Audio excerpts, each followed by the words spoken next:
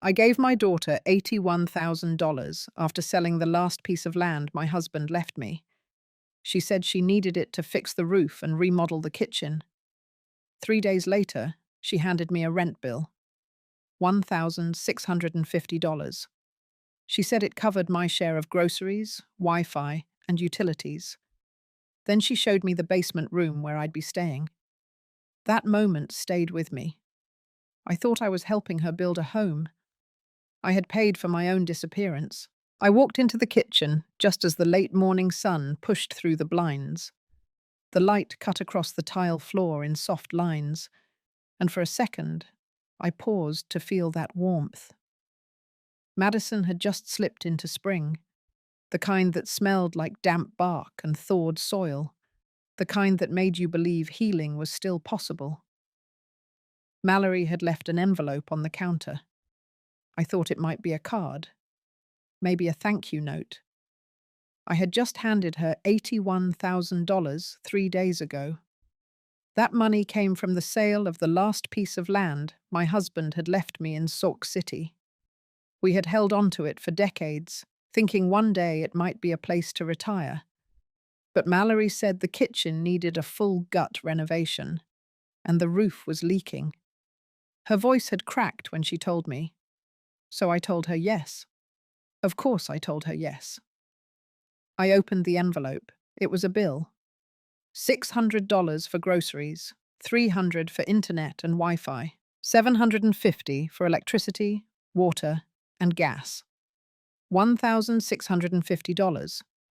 Due next Friday. In the corner, her handwriting. Mum's March share. I stood there with the paper in my hand, like it was something foreign, like I couldn't read anymore. My daughter charged me rent. A small sound came from behind, her heels on the wood floor. "Oh, good, you saw it," she said. "It's just to keep everything fair. You know how utilities are now." I said nothing. I just nodded and smiled like it was normal, like it didn't crush me somewhere quiet inside. She had already turned away, pouring herself coffee from the French press. I noticed she had new mugs, hand-thrown pottery, the kind that cost $40 apiece. The kitchen was already halfway remodeled, stainless steel range, subway tile backsplash, brass handles, soft close drawers. She talked about the plumber coming later that afternoon, and whether she should go with matte black or brushed nickel for the light fixtures. I stood by the counter, still holding the bill. Then she said, "I figured you'd want privacy, so we started fixing up the basement." I blinked. Mallory kept talking. She said it would be nice and quiet down there, that she would help me set it up just like I wanted. She mentioned a fold-out couch, a small fridge, even a smart speaker so I could play music or listen to those history podcasts I liked. I followed her down the stairs. The carpet was new, so were the blinds, but the air was damp, and the walls were still concrete behind the paint. There was no window, and no door at the top of the stairs, just an open gap. It felt like storage. No, less than that. It felt temporary, like I didn't belong anywhere else. I looked around and nodded, again, because that's what you do when you've already said yes too many times. You nod. She smiled, called it cozy. Later that night, I sat on the edge of the narrow pullout. My suitcase was still zipped beside me. I hadn't unpacked. The house was quiet above me. I heard footsteps now and then, cabinets closing, the sound of Mallory laughing at something on the television, a life going on upstairs. I pressed my hands to my lap and stared at the bare wall. I thought about the check, about the years my husband and I spent saving, about the patch of land that held every dream we had when we were young. I sold it in a single afternoon because Mallory said she needed help. She had always needed help, and I had always given it. But that night, as I sat alone in a windowless room I paid for, I realized something different, something uncomfortable. Maybe it wasn't her fault for taking. Maybe it was mine for never stopping. If you've ever felt that slow ache of realizing your love was being counted like money, stay with me. This story isn't done yet. The next morning, I woke early. Too early. The kind of early that feels hollow. I stared at the low ceiling for a long while before finally sitting up. The air in the basement was heavy, unmoving. I wrapped a shawl around my shoulders and stepped barefoot onto the cold floor. There was a space heater in the corner, but the switch sparked when I tried to turn it on, so I left it alone. I padded up the stairs, careful not to make noise. I didn't want Mallory to think I was restless, or worse, ungrateful. In the kitchen, the smell of fresh coffee greeted me. She had already brewed a pot. The counter was clean, and the backsplash caught the morning light in its glossy tiles. I poured myself a cup and sat at the far end of the kitchen table, where I used to help Mallory with schoolwork 2 decades ago. She always liked to sit in the same chair. She said it made her feel like she was in charge. When she came in, she looked surprised to see me. Her makeup was done. She had on a soft pink blouse, and her hair curled under at the ends.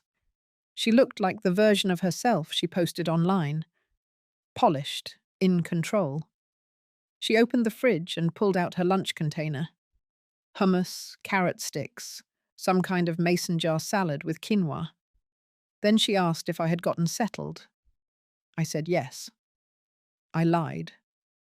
She reminded me the plumber was coming again and asked if I could be around to sign the invoice. I nodded. She kissed my forehead and left with a quick wave. The door closed and the silence came down like a curtain. That day I stayed upstairs. I moved quietly, not touching anything that looked new. I folded the dish towel more neatly. I stacked the mail by the door. I watered the plants, even the fake one by the TV. I knew she'd notice if something looked out of place.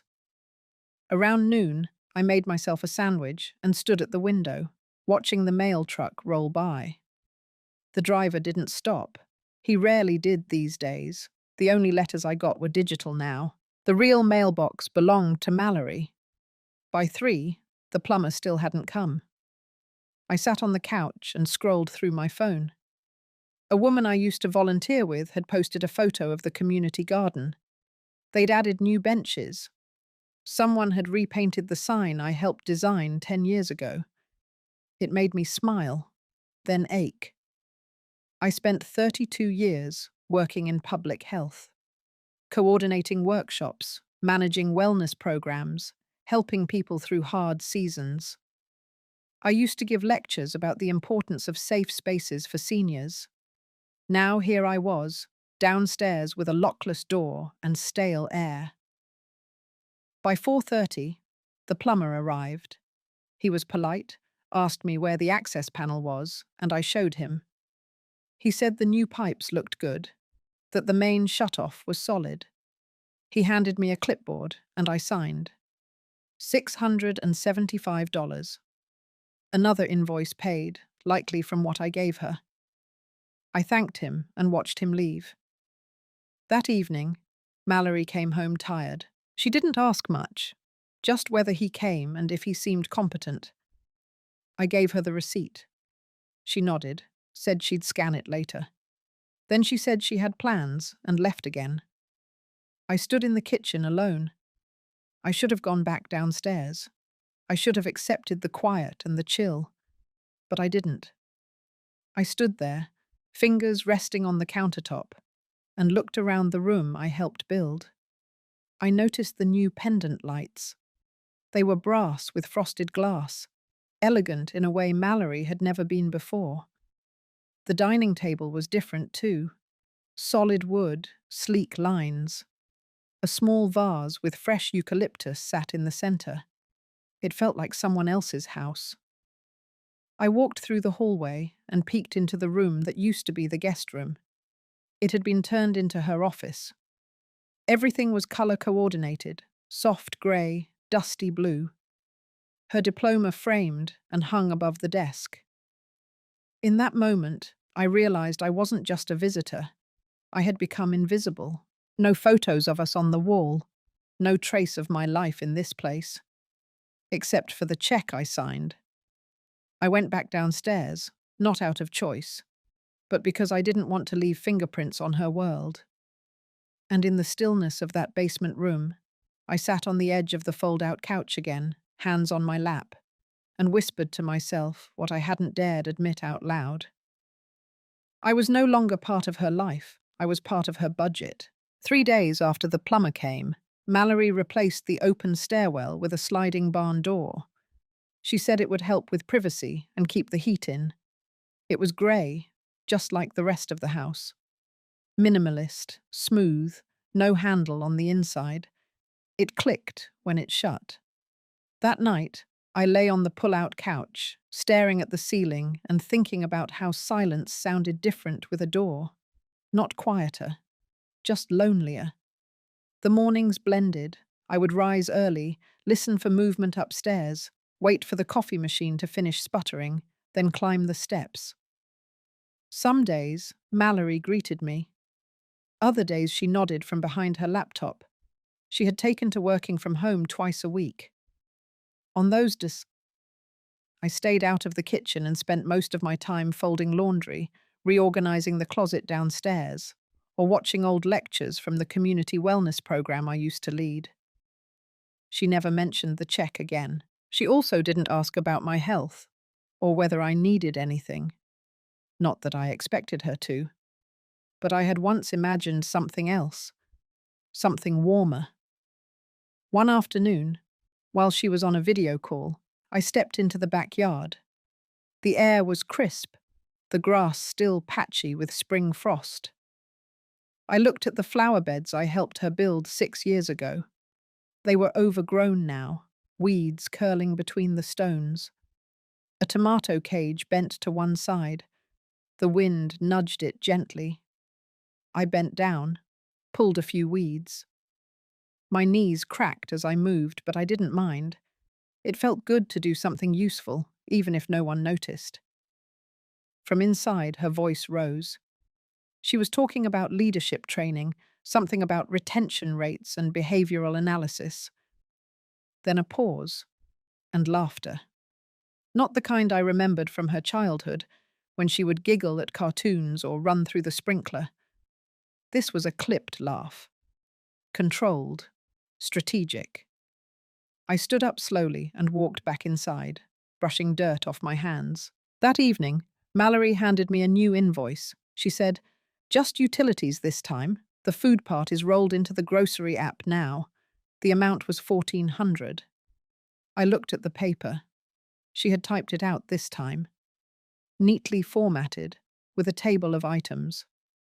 Wi-Fi, gas, electric, water, waste management. She added a note at the bottom. Payment preferred via Venmo. That night I didn't sleep. I sat in the dark, thinking about the money I had left. Not just in my account, but in my life. Time, too. Energy. How much of it I had poured into her since she was born. She was a difficult baby. Allergies, colic, sleep regression. But I never once let myself fall apart. I held her through it all. When she was bullied in 6th grade, I met with every teacher.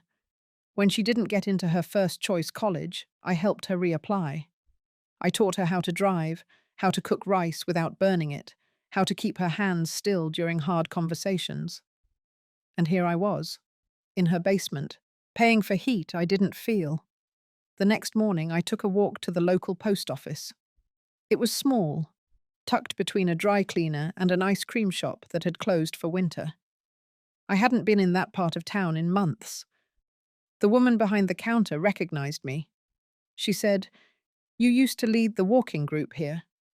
I smiled, said yes. She told me they missed it, that no one had picked it back up after the pandemic. I stood there for a moment longer than I needed to. Then I stepped outside, turned left instead of right, and walked toward the lake. Lake Wingra was still, except for the ducks in the shallow end. A few older men stood with fishing poles. I sat on a bench, pulled my coat tighter, and let the cold bite through a little. It was then I made a decision. I didn't belong in a basement. Later that afternoon, I returned to the house, printed the utility bill, and circled each line item. I wrote the word paid in red across the top, left it on the counter, and walked downstairs. I packed my suitcase slowly. There wasn't much to take. A few sweaters, some books, a framed photo of my late husband from our wedding day. I didn't bring the mug Mallory gave me last Christmas. It had chipped.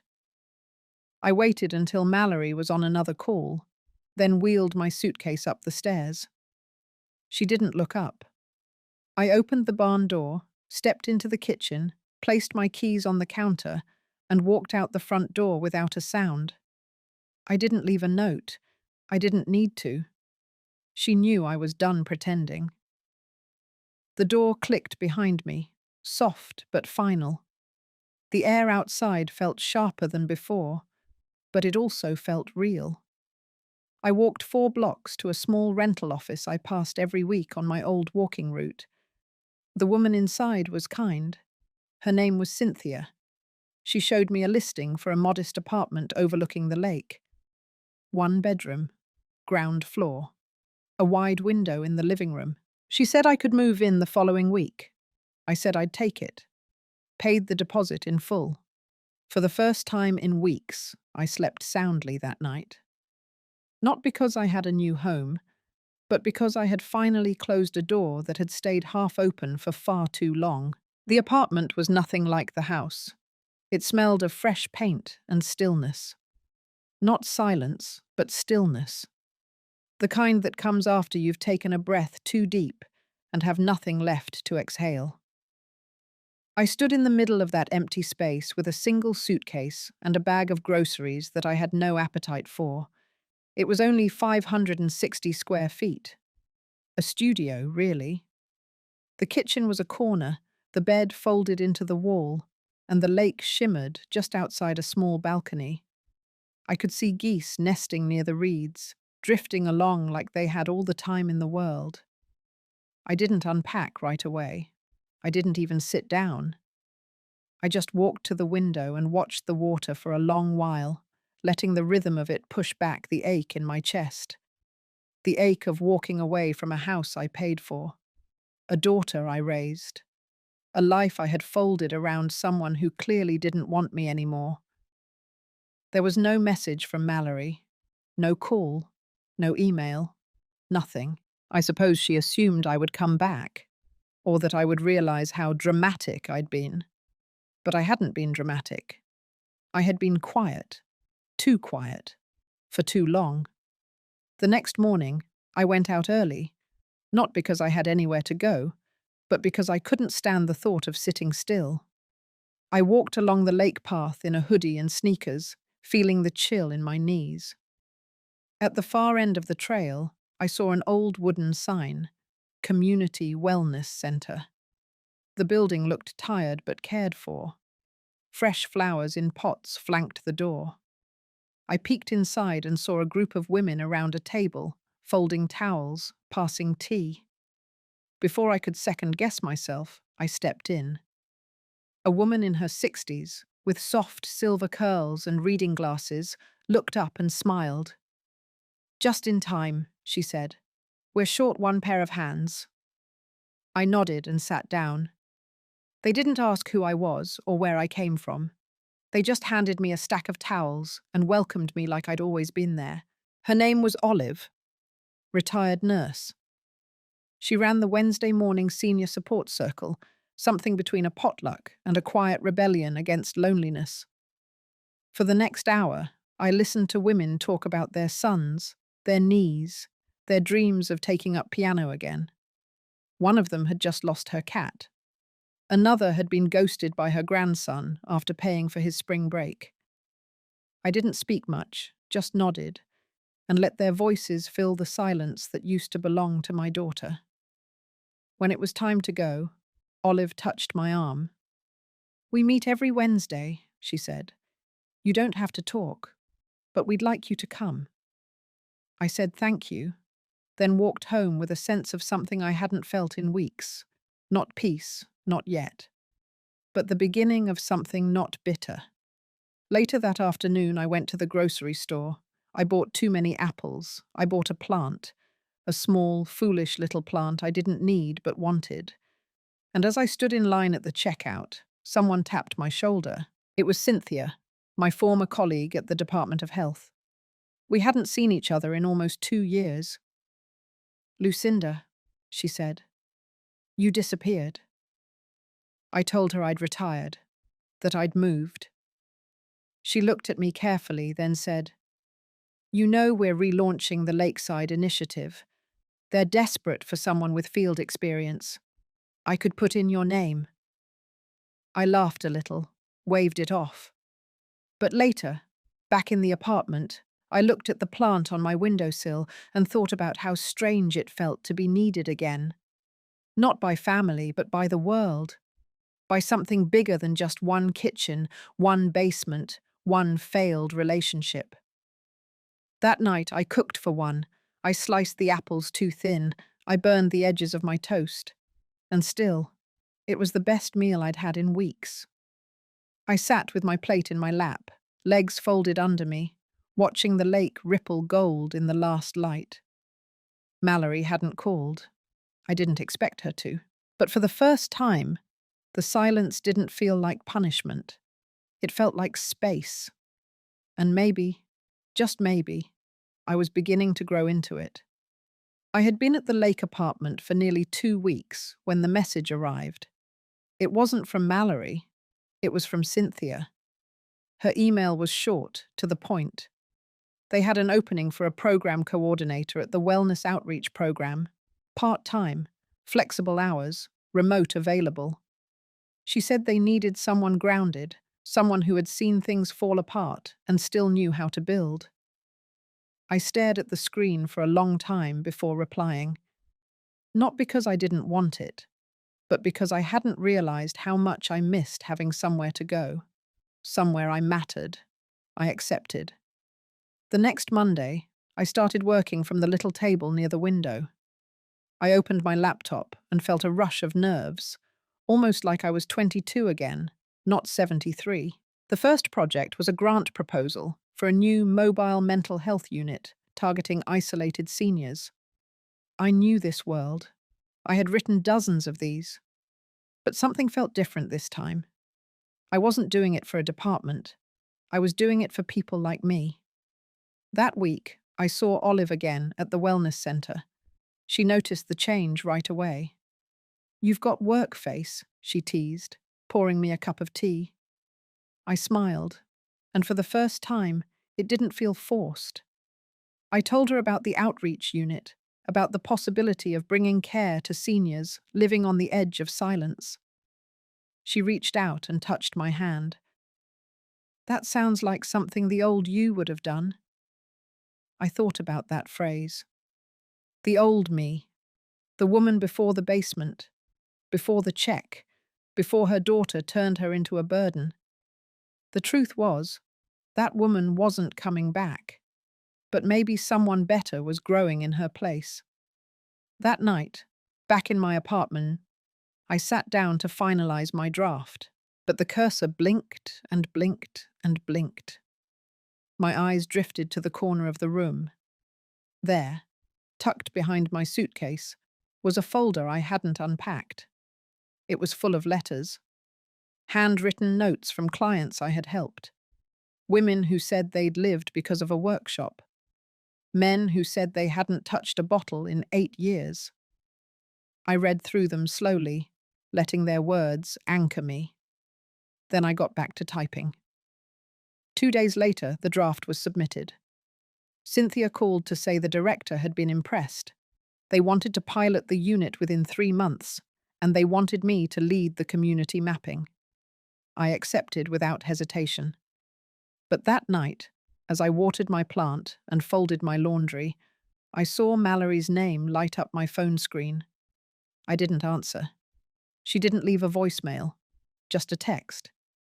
"Can we talk soon?" I stared at it.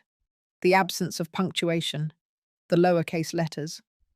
It felt casual, almost lazy, but I also knew Mallory. She never texted like this unless something was off. I didn't reply, not because I didn't care, but because I couldn't risk slipping back into old patterns. I needed to finish building something of my own before letting her voice back into my world. The next morning, I went to the centre early. Olive handed me a clipboard and said a local nursing home had asked for help designing a weekly group for their loneliest residents. I visited the facility that afternoon. The halls were too quiet. The air was heavy.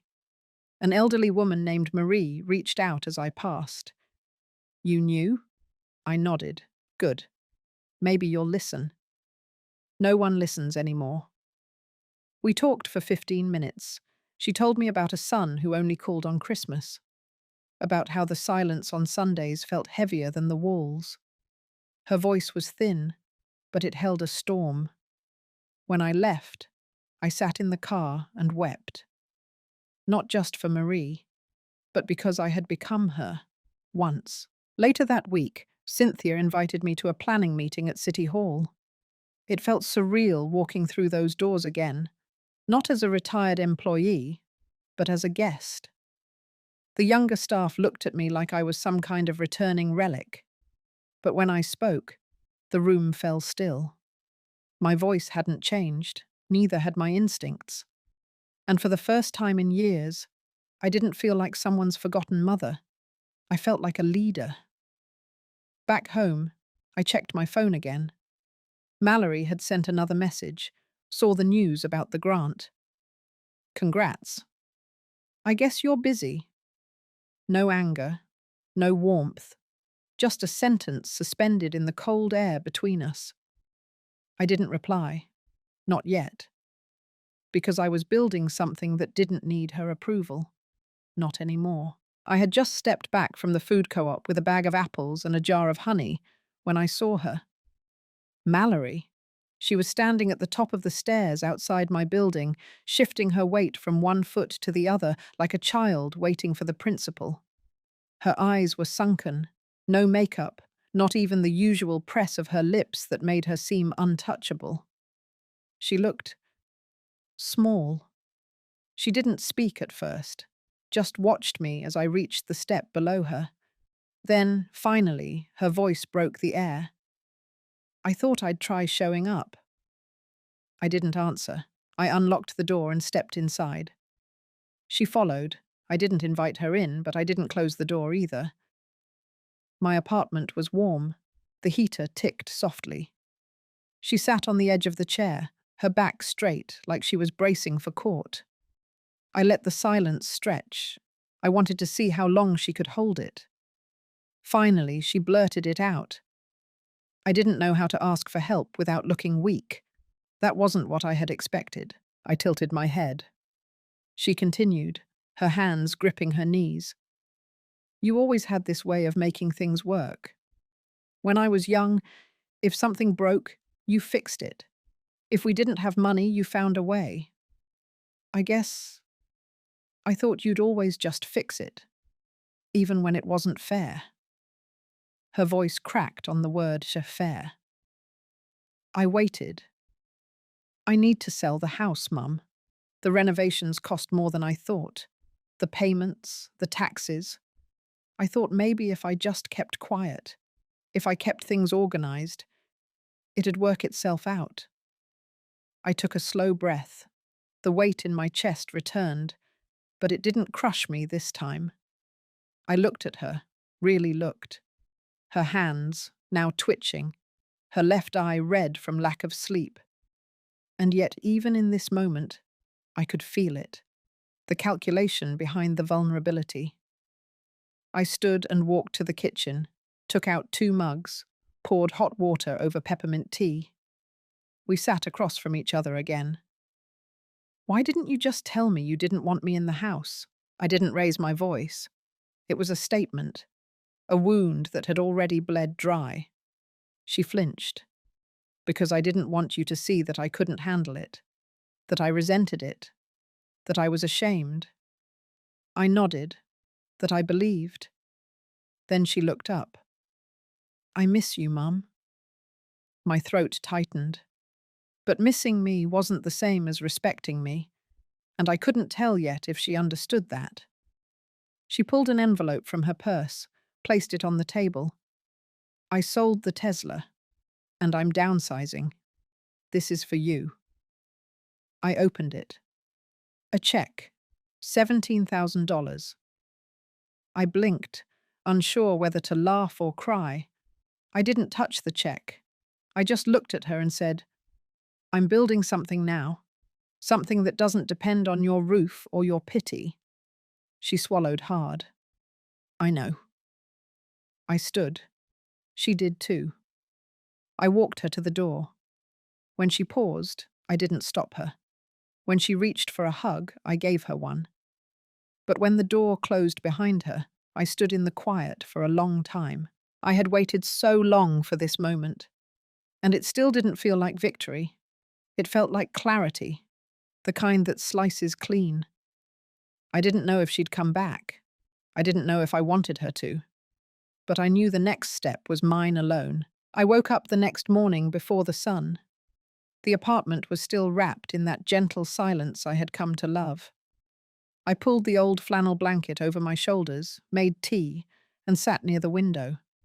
There was a light fog over the lake, softening the lights from the street lamps like watercolor. I didn't think about Mallory. Not immediately. My mind had grown used to the gap, like a missing tooth you learn to chew around. Instead, I thought about the blue wall, the one inside the old senior center on Jackson Street. A chipped, cracked wall that had been left untouched when the building was turned into a warehouse years ago. I remembered leaning against it with Rita Shaw in the spring of 1989, drinking our coffee and making a list on the back of a clinic flyer. Back then, we wanted to start a walking group for older women who were scared to go to the park alone. We thought it would last a season. It lasted 12 years. I opened my notebook and flipped past Mallory's name, past the check, past the groceries and receipts. And there it was, written in my own handwriting. Mental Health for Women, over 60. The title stared back at me like a dare. By the time the sun rose, I had already drafted 3 sections. I made calls that day. I reached out to former colleagues, to volunteers, to women I hadn't spoken to since before Harold passed. I told them about the idea. A simple weekly gathering, a quiet room, journals and peppermint tea. Conversations that were not about aches and medications, but about grief, about identity, about that echo that fills the house when no one says your name for days. A few days later, I went to the Jackson Street building. It was still empty. A for lease sign hung crooked in the window. The woman at the leasing office said it had been sitting vacant for almost 4 years. By the end of the week, I signed a 6-month lease. The room still had the old blue wall, faded and cracked, but it was there. I spent 2 full days cleaning it. I scrubbed until my knees ached and my palms went raw. I painted only the other walls, leaving the blue one untouched. It was a reminder of what had been, and what could still grow from what people thought was done. On opening day, 9 women showed up. Most walked slowly, cautiously. One of them brought her adult daughter who waited outside in the car. A few of them didn't speak much at all, but they stayed. We began by writing a word that described how we felt when we woke up that morning. Then we shared the word, if we wanted. We passed a basket of small stones. Each stone had a word written in ink. Strength, disappointment, waiting, silence. The women held the stones like prayers. That night, after everyone left, I sat alone in the middle of the room. I stared at the blue wall. I didn't feel triumphant, but I felt present, and that was enough. 2 weeks later, I received an envelope in the mail. No return address. Inside was a photograph. It was from Mallory, a picture of her and Harold, taken the summer she turned 12. They were sitting on the porch swing. Her head rested on his shoulder. He looked alive in a way I had not remembered in years. There was no note, just the photo. I placed it in a frame on the desk in the Jackson Street room, not because I forgave her, but because memory has a right to exist, even when relationships don't. That evening, as I walked back to my apartment, I passed a young woman crying on the curb. I didn't stop. I didn't interfere. But when I got home, I wrote a new section in my binder: Intergenerational Conversations, a future idea. It was beginning to unfold, not quickly, not loudly, but like the mist lifting from the lake. Quiet, steady, and wholly mine. It had been almost 3 weeks since I opened the doors to the Jackson Street room. By now, the routine had formed its own rhythm. I would arrive by 8. The kettle would be on by 8:15. The first few women would shuffle in by 8:30, their faces still half asleep, their eyes searching for a familiar nod.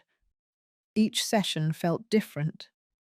Some days were quiet, heavy with unsaid things.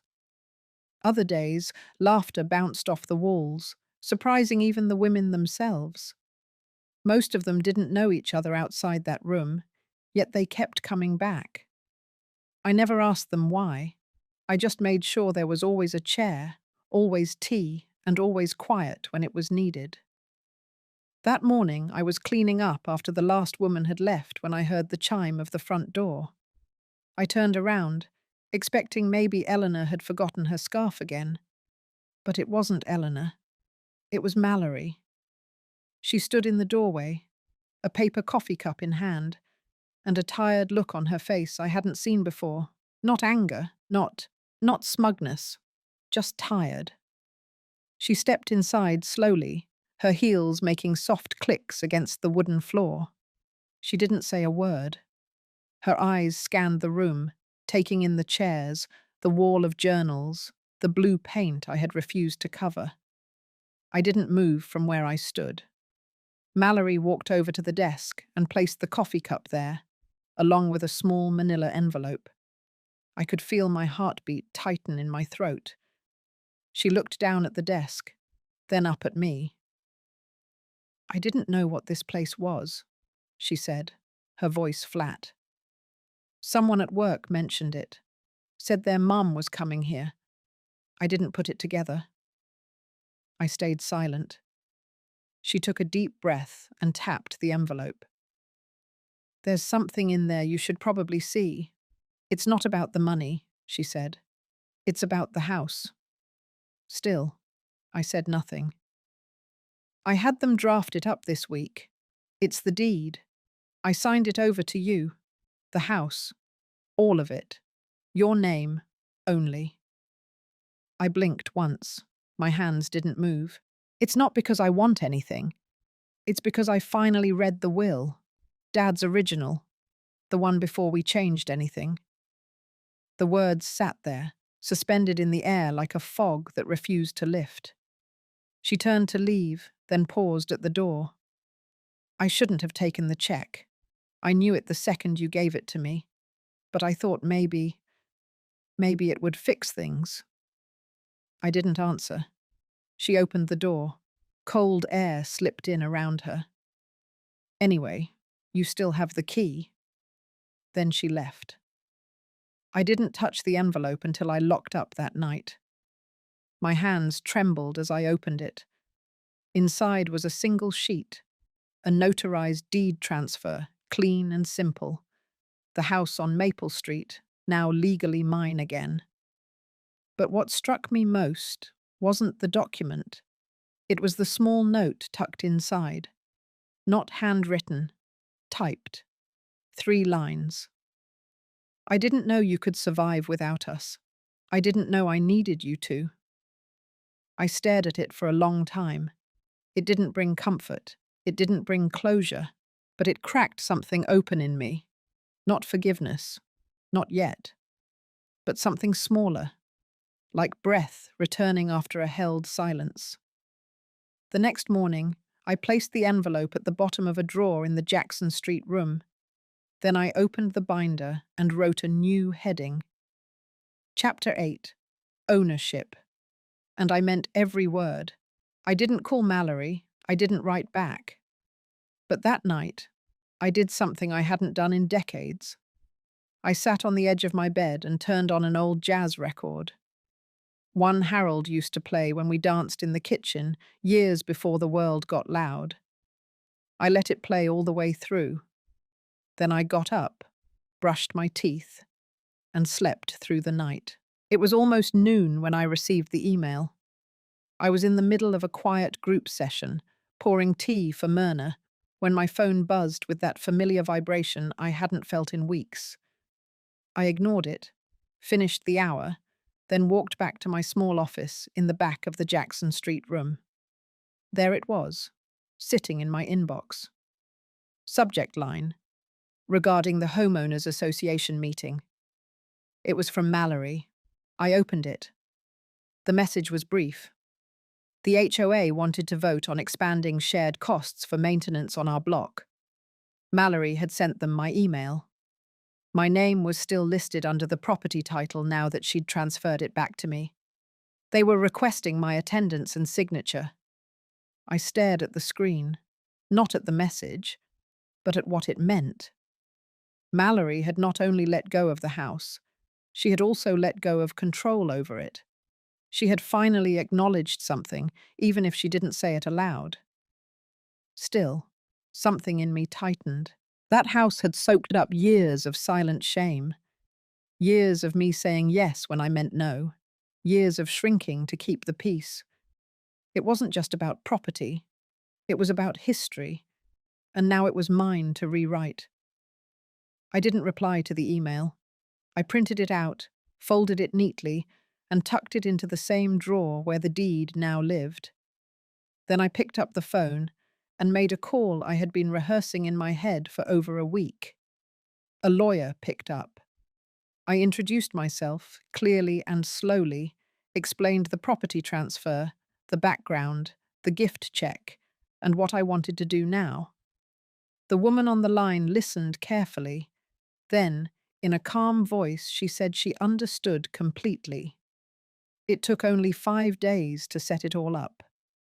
On the 6th day, I invited Mallory to lunch. I told her to meet me at a small cafe near Lake Mendota. It was a crisp, bright day. She arrived a few minutes late, her coat draped over her arm and eyes squinting against the sunlight. She looked surprised to see I was already sitting inside, tea steaming in front of me. We made small talk. Nothing deep. The weather. Her work. She asked about the women's group. I gave simple answers. We both knew this wasn't really about catching up. When the server cleared the plates, I pulled an envelope from my purse and set it on the table between us. Mallory looked at it, but didn't touch it. "It's a trust," I said quietly. "For the house." Her brows lifted, but I kept going. "The house is going to be turned into a transitional living space for women 50 and up. Women like Elaine, like Myrna, who lost everything in one moment: divorce, health collapse, family abandonment. That house will be a shelter, Mallory, not a punishment." She was quiet. Her lips tightened. "It's named after your grandmother," I added.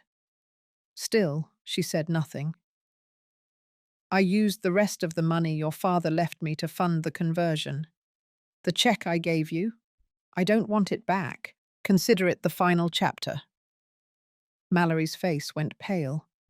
Her shoulders dropped, as though a hidden burden had finally slid down. Not relief, not gratitude, just realization. I stood up, placed my coat over my arm, and paused beside her chair. "I won't be needing the downstairs anymore," I said. "Or any of it." Then I walked out. That evening I sat by the window in my apartment, overlooking the lake. A breeze moved gently across the surface, and the sun sank into gold. I didn't feel triumphant. I didn't feel broken. I felt whole.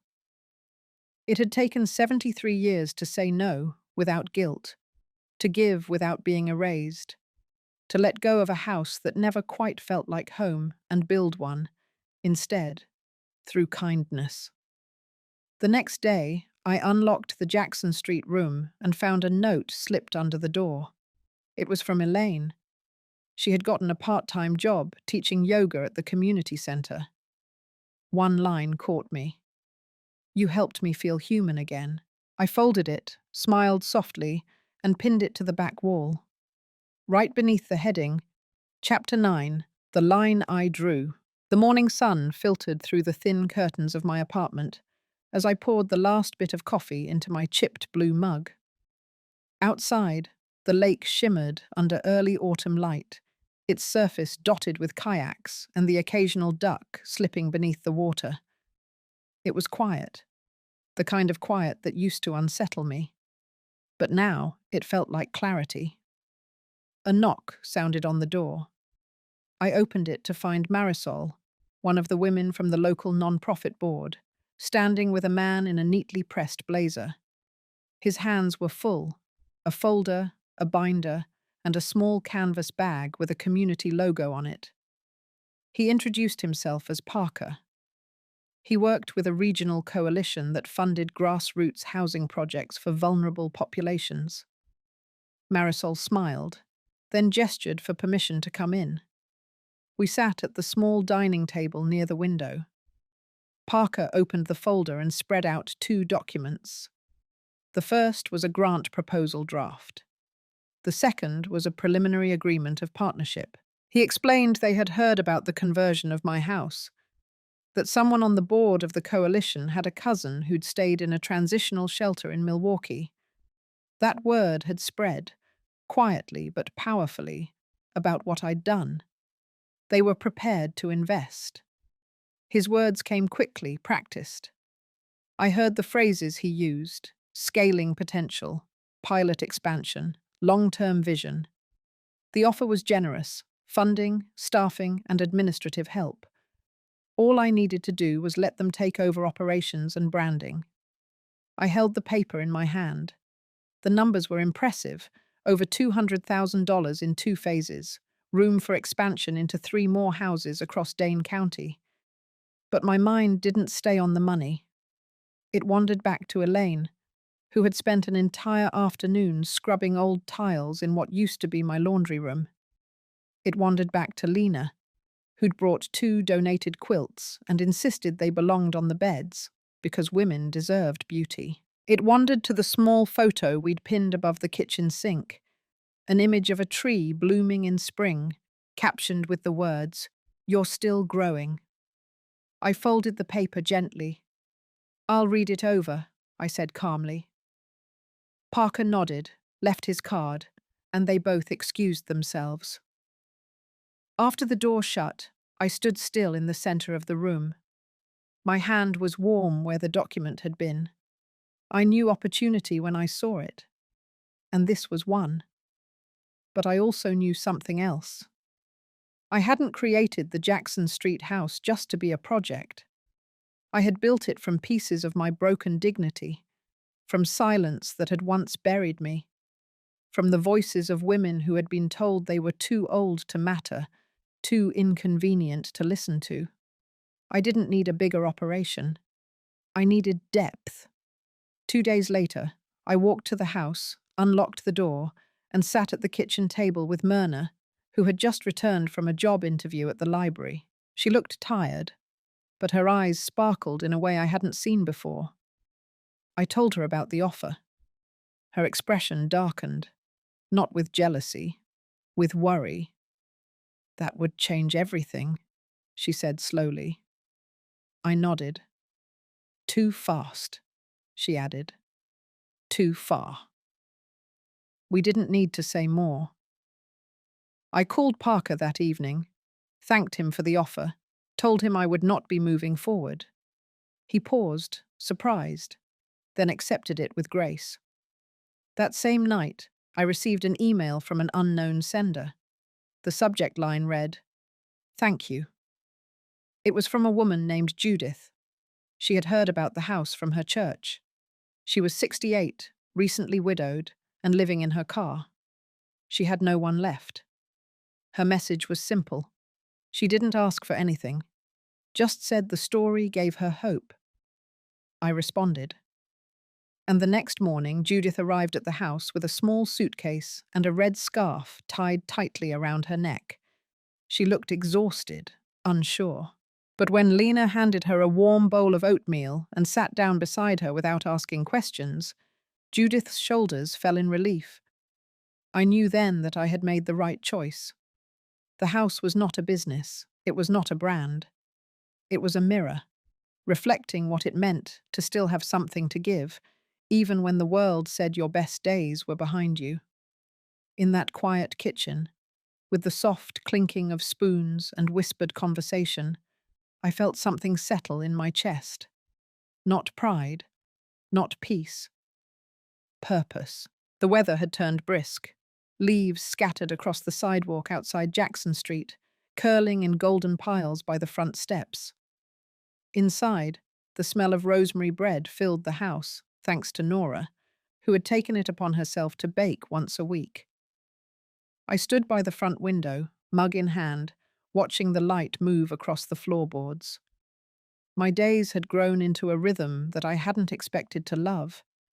There was meaning in the small things again, gathering vegetables from the shared garden out back, reading together in the living room as the sun dipped low, hearing the laughter of women who had once walked in, hunched with shame. Then, around mid-morning, the doorbell rang. I opened it and saw Mallory. She stood there with both hands clenched tight around her phone. Her hair was pinned back in a way I remembered from years ago, before everything shifted. Her eyes flicked past me into the house, then back to me. "I just wanted to see it," she said. I stepped aside. She didn't move at first. Then she walked in, slowly, her steps awkward on the old wooden floors. She looked around the living room, at the crocheted pillows and bookshelves lined with second-hand novels, at the row of tea mugs on the window ledge, at the couch, slightly sunken but always warm from someone's use. "You really live here," she said under her breath. I didn't respond. I just let her take it in. Elaine appeared from the hallway, smiled politely, then vanished into the kitchen. The quiet lingered. Mallory cleared her throat. "I read about it," she said. "Online. There's a post going around from one of the women. Someone mentioned your name. I didn't expect to see that." I nodded. She looked unsure, like she'd stepped into a story she thought she knew, only to realize it had rewritten itself without her. "I thought maybe," she began, then stopped. I waited. "I thought maybe you hated me," she said finally. I set down my mug. "Hating you would require more space than I have left to waste," I said gently. Mallory sat down on the edge of the couch. For a moment, she just stared at the floor. Then she said something I hadn't expected. "I sold the house," she said. "The one you gave me money to fix. I needed to get out. It didn't feel like mine anymore." I didn't say anything. "I thought you'd be furious," she added. I wasn't. Something in me had already let it go, long before she stepped through that door. She stood up again, eyes still roaming the space. "I just didn't know you could be this version of yourself." I smiled, a little sad. "I didn't know either," I said. She nodded, then stepped toward the door. Just before she left, she turned back.